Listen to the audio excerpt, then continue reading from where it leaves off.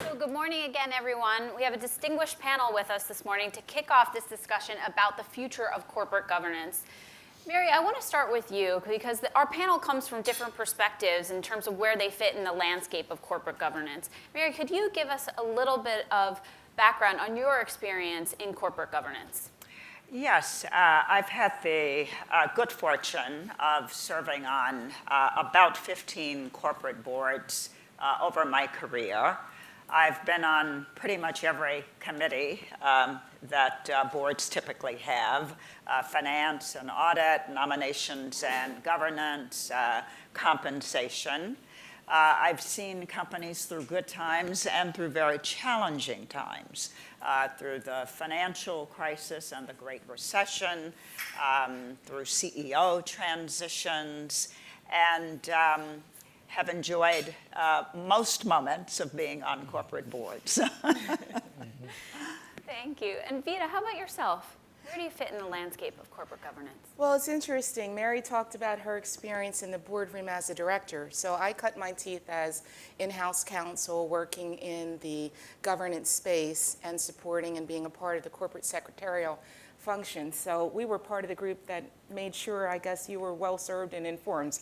And from that, I've moved into association with as CEO of ACC.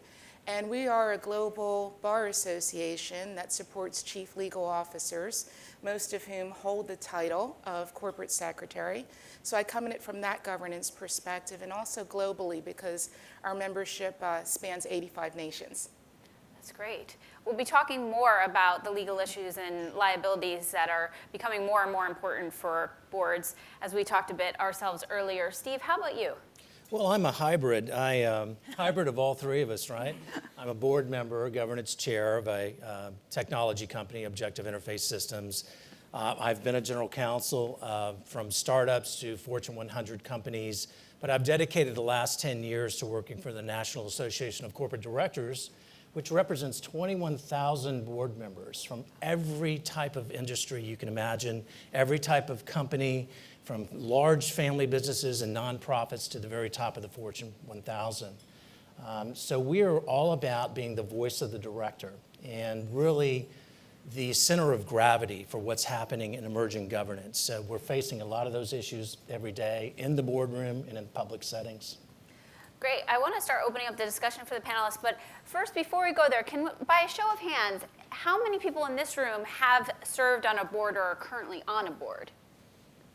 Nice.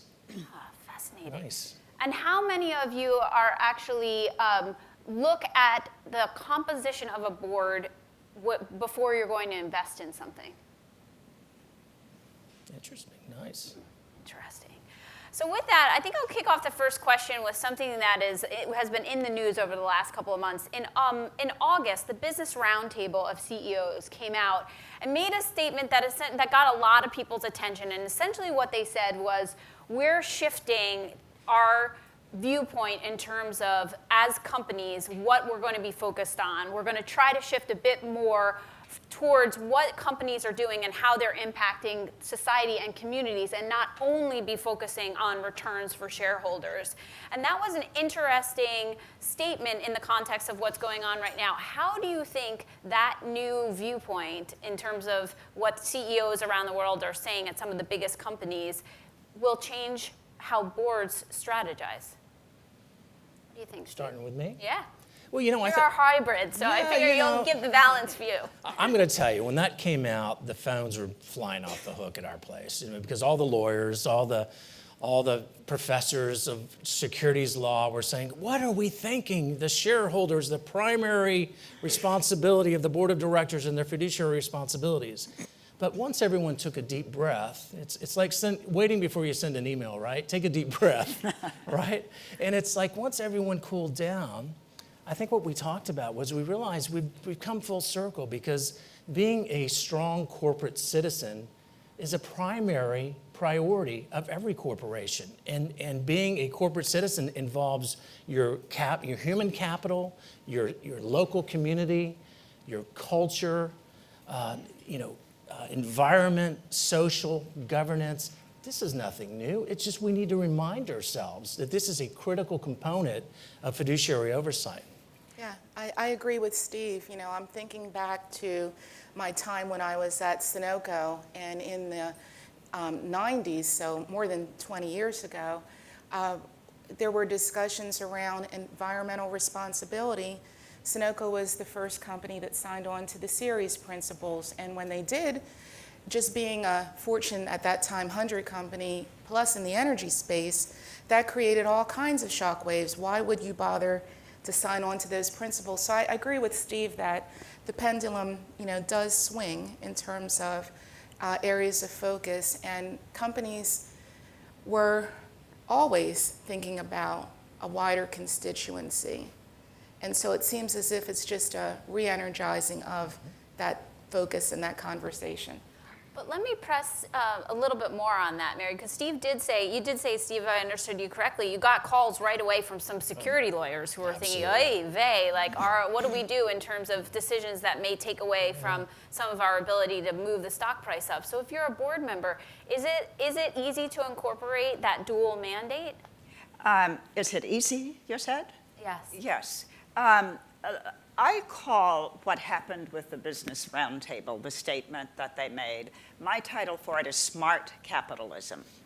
I agree that much of this in many companies has been happening for years and years. It sometimes doesn't get the attention.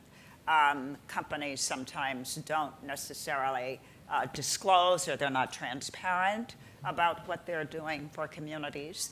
But I said in many companies it's been happening for a long time. In some, it has not been happening, because we all know of companies that have done things that are not good for the environment, for their employees. But when you think about it, a company's products and services, that's one part of the business, but it's the employees who have to execute. It's the employees who have to carry out whatever the mandate is, or whatever the vision is, let's say, for the company. So yes, it is hugely important to pay attention to employees. It's also hugely important to pay attention to communities. Communities are made up of consumers, and those consumers are the people that you're trying to do business with. And when you think about, let's take oil companies, for instance, who for years in various places around the world that did not have the roads, the infrastructure that was needed to do business, yes, they had to put funds into constructing or putting in place that infrastructure, which helped the company, but it also helped the community. And I want to mention one more thing that's happening today that I am hugely attracted to, because it addresses one of the big problems, one of the big social economic problems in our country now. And that's companies that are taking on training of folk in the communities who don't necessarily have access to a good education. There's talent everywhere, but that talent needs to be developed. Aon in Chicago is doing this. There's a private company in Birmingham, Alabama called Altec that's doing it. Many companies are doing it. It's hugely important, and it does something good for the company because they are helping develop the employees that they need. It does something good for individuals in the community. And I will say the tone of the top is critical, right? So nothing's going to happen if the board's not making it a priority, and holding management accountable for making that a priority. And typically there is, but they would need to know about what's going on, because board members, while it is a very serious profession being a board member in today's environment, they're still part-time, right? So they meet 5 to 8 times a year. They're not 24/7 employees. So it's critical that the board make sure they have access to the right people in management beyond the C-suite to have briefings about what are we doing, how are we prioritizing this, and how can we as ambassadors of the organization communicate that. Yeah, and I think what they're talking about is really how you manage your brand and your reputation Absolutely. in a larger sense.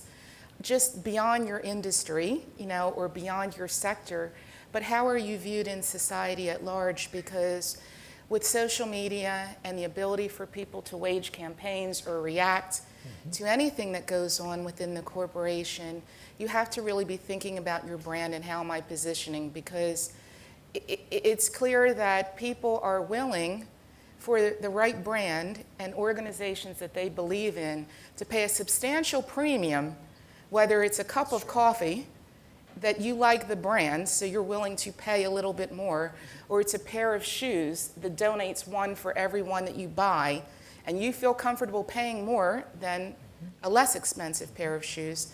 I think that consumers are also thinking about, and the millennial generation, which is driving consumer behavior, is thinking about, where do I want to invest? Where do I want to, buy? Where do I want to Do work? I feel good about it? Right. Where do I want to Where do work? I want to work?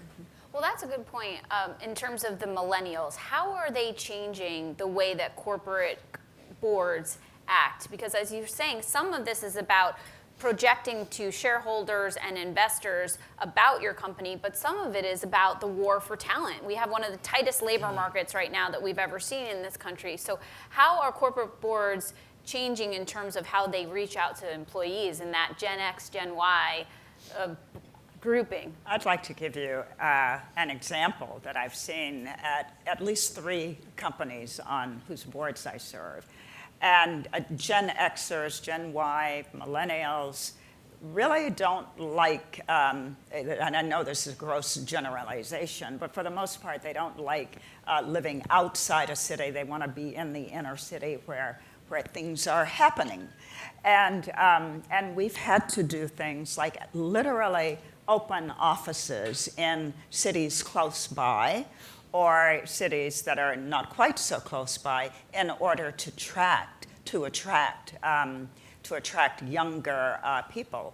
And when you also think about it, these are the kinds of people in this age group who really understand the new digital age much better than some of the folk who are more advanced in age. And you need those people because the world is changing very fast. On that note, though, what kind of blows my mind is I work with tons of directors every day, and the ones that impress me the most, and we talked about this a little earlier, are the ones who are constant students, passionate about consumer trends. And one of my favorite people I work with has been on big name boards, and in this case, it's a man. He goes to the Consumer Electronics Show every year. He's passionate about it. He's passionate about knowing every emerging technology and what he can take back to his boards. And what do we need to be thinking about? Innovation, disruption, competition. Who's going to turn us on our head? And when we think about the millennial generation, we're often asked, should we have millennials on our boards, right? And so there's a lot to consider there. But I think at a minimum, many boards should be thinking a lot more about having advisory boards consisting of the constituency and of all generations and every viewpoint, and have focus groups. The companies obviously should be taking advantage of focus groups to understand what's happening, understand trends. But at the board level, board seats are very critical, and they're precious real estate.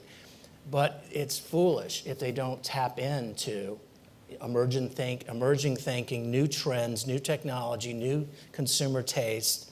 And I think advisory boards are a great way to do that. So that's an interesting point. What are your thoughts, Veta and Mary, on quotas on boards for certain diversity, or for mandating a millennial on a board, for example? I think diversity on boards is an excellent thing. There have been so many studies that have shown that that diversity on a board really contributes to the financial performance of the company. It contributes to the bottom line. With a diversity of skills, experience, ethnicities, gender, you get a richer fabric, shall we say, of thinking and of perspectives. So it's hugely important. In fact, go ahead. I would definitely agree to that, and I would also say that also extending from the board's role with respect to oversight of executives and management, that same diversity of focus in terms of implementing strategy and is equally important. Yeah, and I say it's just silly not to have a diverse board. I mean, there's so much talent out there, and I think historically what we've seen with gender diversity is, the old school way of thinking and I happen to oversee our recruitment practice in addition to other things, but what we always hear is we want a CEO, we want a former CEO, we want a former CEO. Well, how many? Oh, on the board, you mean? On the board. Okay. How many diverse CEOs are out there, right? And what does that pool look like? And we're like, come on, open your eyes. You've got to look beyond that. And we just had our annual conference here in Washington, the largest of its kind in the world for directors, and we had a major celebration for the next generation of directors in celebrating not only boards who are diverse, but boards who oversee diverse recruiting in their corporations. We wrote a Blue Ribbon Commission on this topic several years ago, kind of before country was cool, right? I mean, we try to stay ahead of the trends, and this is just an imperative today. Mm-hmm. So a number of people in the room, I think, are in the investing space, given that we're doing the future of investing. This is part of that series. In investing, a lot of managers are focused on risk, but there's also a lot of risk built into the role of a corporate governor of a board of directors. What do you think are one or two of the biggest risks out there right now that boards are or should be focused on? I think it's a fast-changing world. Very fast-changing world. A lot of that driven by technology, a lot of it driven by creativity of people that we see starting companies and companies that can compete head-on with the old traditional companies. These are the things that I think are we have to keep our eyes on. Yeah, I would agree with Mary in terms of technology and cyber risk, that is an area, as Steve mentioned, that boards really need to stay well educated, and that entails focusing on education, watching to see what's trending. So technology and the potential additional disruption from new technologies will remain a concern for boards. I also think that in these times especially, some of the geopolitical risk, realignments in terms of trade policy, prompt conversations within the boardroom about how to adjust strategy to, try to take fullest advantage or to be more protective in terms of interest and how the company would move forward. I get a lot of calls on emerging issues from Capitol Hill. Like, for instance, I got a call and say, Congressman so-and-so is about to present a bill or thinking of presenting a bill that mandates a cyber expert on every corporate board, Every board. Every public company board. As you said, the real estate is precious, so that yes, and that's there. the one before I hit send, I took a big deep breath and took it off mute, and I'm like, boy, that's a great aspiration. However, what we'd rather see is you mandate that boards are educated and can prove that they have received education on their professional oversight responsibilities of cyber risk. Now, there are cases where it absolutely makes sense to have a cyber expert. Financial, insurance, highly regulated industries, utilities. My goodness, the utilities grid, the electric grid is at high risk. You need people, but you don't need people who say, I worked for IBM in the 70s, right? I'm a techie. You need people who are real time, right now, involved in the profession, keeping up to date real time, because otherwise you're behind the times. So you better be real serious when you start doing that. Well, that brings up another point that is out there as part of the debate on corporate boards, which is whether or not there should be short-term people on boards who come in with a specific skill set like cybersecurity for a certain period of time. What's your take on whether there should be short-term board members? How about you, Veta? Well, it was a question that I participated on another panel and that was thrown out there.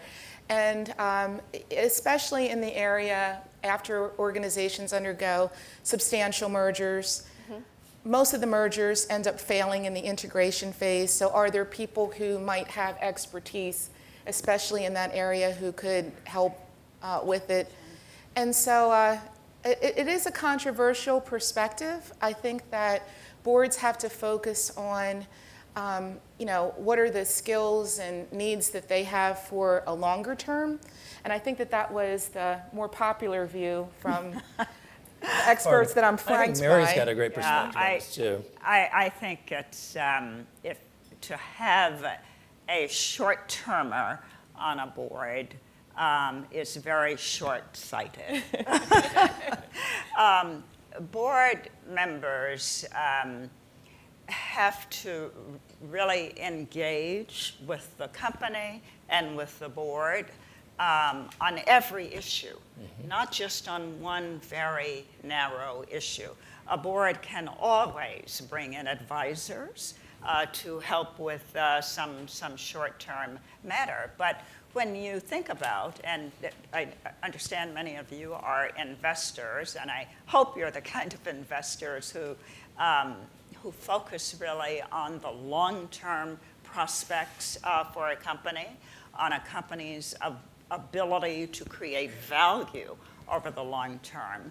I think someone who's there for just a short term is not going to have the same kind of perspective and interest in value over the long term. It's also important that board members develop good understanding relationships with each other. By understanding, I mean that they understand each other and the way their colleagues on the board think. It's very, very valuable, particularly if there is a big challenge, if there is a crisis situation. And board members have to also develop those long-term relationships with management. It takes a while. So to be there for a short term, I would not advise it. Well, I have a thought on that, though. So, the risk of that is that if you designate someone an expert, you bring them in and say, they're the enterprise risk expert, they're the cyber expert, they're the geopolitical expert. Human nature is everybody else checks out when that subject comes up, right? That's a good point, yeah. Mm-hmm. Let's listen to the expert, right? I don't have to worry about this anymore because we have an expert. And I don't dare speak or challenge or provide constructive tension because the expert's going to think I'm ill-informed. So you got to be real careful about that, right? And so, we say at NACD, bring education in. We created a cyber handbook for directors, first of its kind. It's on the Department of Homeland Security's website. We've updated it for international use. But, general counsel, corporate secretaries, board members, nominating governance chairs are responsible for informing and educating the board and making sure they have access to the information they need. And there is real-time information out there. So you've got to, like I said, constantly be students in informing yourself to understand so you can sleep at night. Am I performing my fiduciary responsibilities and staying educated? I want to reinforce that.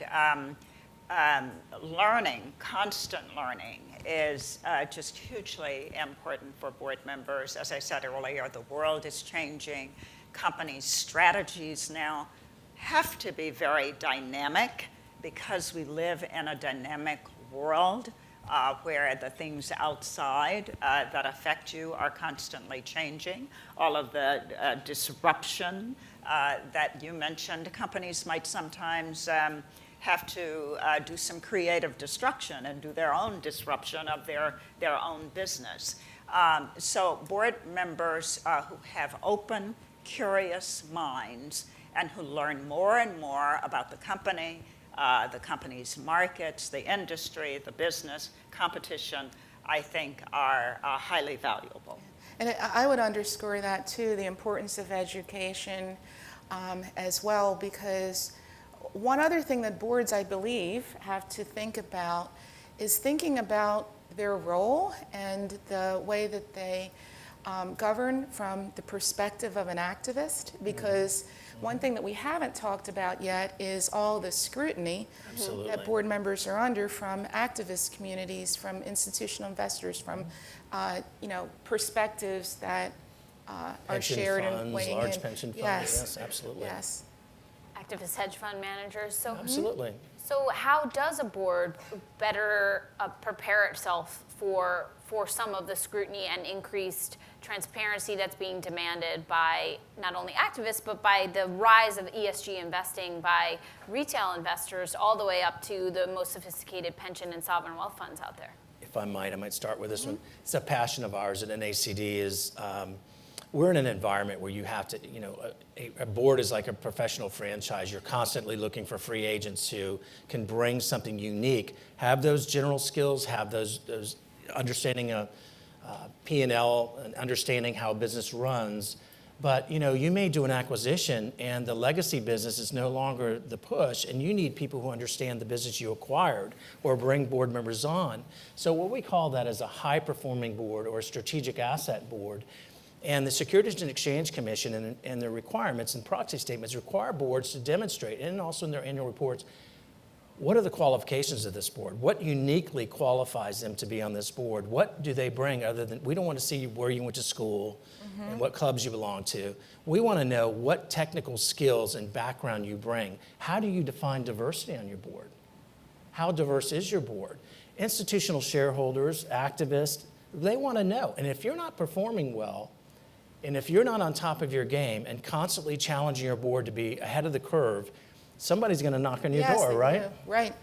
And knock on the door quite aggressively. Pretty loudly, yeah. That's right. Yeah, I think also that it's important for the board to understand not just the strengths of the company, but also where are the weak points. Absolutely. Where are the vulnerabilities, because those are the kinds of things that activists will come after. So it's important to get briefings on and really delve into those things, and what's the plan for the future? What will we be doing about that? Yeah, and I think that it's evolved because there was a time when corporations tried to hold those views at bay. But now the better approach is really to invite in and to have dialogue and conversation with your largest shareholders. And so all of those things are healthy in terms of helping boards keep informed. I mentioned the rise of ESG investing, the environmental, social, governance standards that a lot of investors are applying to their mutual funds, hedge funds, private equity funds, and pension funds are looking at as well, as we mentioned. If you were an investor looking at a board, doing your own due diligence on a board of a company, what's one or two things you would look for to identify a good board, someone to invest in? I'm always, you're talking about ESG, and that's hugely important. But the first thing I always look at for a board is integrity, the level of integrity, good character. And some folks say, well, how do you find that out? But, if you're a board member, if you've been around the business world, you know how to make phone calls to various people and try to figure out You're reporting, Mary? Yes. You're reporting? Yes, absolutely. Due diligence, yeah. Something about the people on the board. We've talked about skill sets, but yes, it is now very important for companies, for boards, to look at how they are affecting the environment, positively or negatively. Let me mention one company on whose board I serve, and that's Marriott. And you might have noticed that recently we said we're taking all of the plastic straws out of our hotels. And when you think about all the plastic that is unfortunately occupying our oceans, this is a very good thing. Social and governance, yes, I would look at those things. I think what good companies who have engaged in admirable ESG for years are doing is we're doing more disclosure about those things so that the public will know. And for other companies that haven't been so diligent on ESG, I think that the pronouncements that are coming out from major investors will push them along. In terms of what I would look for, and I'm probably a little bit more inquisitive because of the background that I come from, is looking at the mix of other corporations where directors may serve and trying to determine the perspectives from those industries that add diversity in terms of what they bring to the boardroom too. So I'm not just looking at it in terms of the skills related to the corporation where they're serving on that board that I might invest in, but what other perspectives do they bring from diverse industries that they have access to and that insight. And just a quick different twist is I look for boards who demonstrate that they're assessing themselves in their own performance and that they're allowing management to give them feedback on their performance and that they're holding themselves accountable as a team to constantly challenge themselves. Are we awake? Are we engaged? Do we prepare for board meetings? The old joke is don't come to a board meeting and ask the corporate secretary, what's my login? I forgot my password. You kind of know you're not prepared when that happens. But I think, boards that challenge themselves it's critical. Wonderful. Well, thank you so much, Mary, Veta, and Steve, for a wonderful panel discussion and for challenging us to think about all these issues. You're welcome.